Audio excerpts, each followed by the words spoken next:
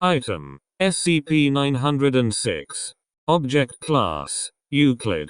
Special Containment Procedures: Subject is to be contained in a 3 by 3 meters squared, fully airtight, 12 centimeter thick titanium enclosure surrounded by acid-resistant glass. Temperature must be kept under 5 degrees Celsius. Should temperature exceed this limit, all personnel are to be evacuated to a distance of at least 100 meters.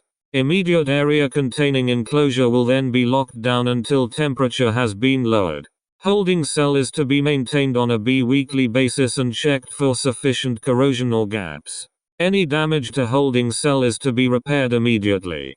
SCP-906 is to be monitored at all times from 4 digital cameras mounted on each corner of the enclosure. Any abnormal behavior reported from these cameras will result in immediate lockdown of area around containment cell. Access to SCP-906 is permitted only to supervised Class D personnel for feeding and/or enclosure maintenance. SCP-906 is to be fed 80 kilograms of raw meat every 42 hours.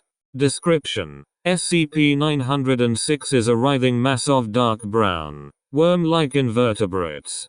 These organisms seem to interact in a uniform fashion, forming a colonial superorganism in a similar manner to army ants. For reasons currently unknown, SCP-906 will usually form its body into that of a very rough, humanoid figure. SCP-906 is shown to be capable of crude bipedal movement when in this state. However, when traveling longer distances, it will deviate to a flattened mass with a greater efficiency of movement. SCP-906 is capable of secreting a viscous, highly corrosive, semi-translucent fluid, similar in color to its skin. This substance is shown to have an acidic strength comparable to hydrofluoric acid, but it has a less pronounced effect on titanium, no effect on acid-resistant glass, and data expunged. This substance displayed the ability to destroy teeth, bones, hair, nails, clothing, jewelry, and some kinds of equipment in under an hour. SCP-906 is predatory and highly aggressive. When hungry, it will swarm over any living creature within its path and coat them in its acidic secretion, thereby breaking down the matter into a liquid slurry which it then consumes. Attempts to remove or disturb SCP-906 during its feeding have proved fruitless. When a designated prey is nearby, SCP-906 will alter its form into that of a flowing carpet and move across any surface in order to pursue its target until the prey is captured. Due to the small width of SCP-906 component organisms, 2 centimeters wide, barriers will only slow its advance. Obstacles that cannot simply be passed will be destroyed by the acidic substance SCP-906 secretes. SCP-906 has also displayed the ability to take alternate routes to reach its prey, such as drainage pipes and ventilation shafts. Through methods currently unknown, SCP-906 appears capable of mimicking animal-like sounds and parroting human speech in what is described as a raspy, hoarse voice while in its humanoid form. SCP-906 appears to use this ability to lure prey into areas that are difficult to escape, such as deep pits or maze-like corridor networks.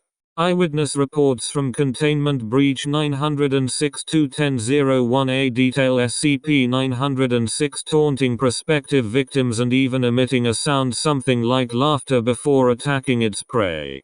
This behavior suggests a kind of rudimentary sentience, but it is unknown how a creature comprising several thousand individual organisms is able to achieve this.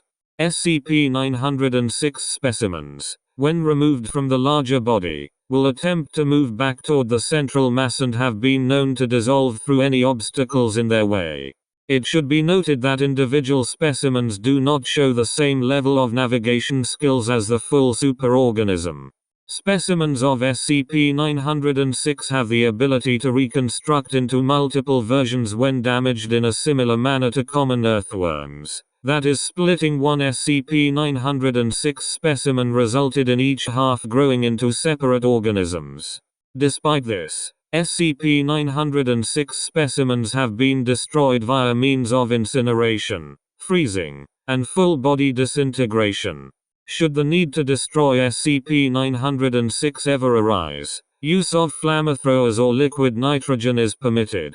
However, SCP-906 specimens will split themselves and multiply over the course of several hours should the larger mass be severely reduced. If SCP-906 is ever required to be terminated, all specimens must be eliminated to prevent SCP-906 reforming. In order to keep SCP-906 in a more controllable state, the enclosure it is housed in is to be kept at a temperature below 5 degrees Celsius at all times, as this is shown to reduce the movement, reaction time, reproduction abilities, and metabolism of SCP-906.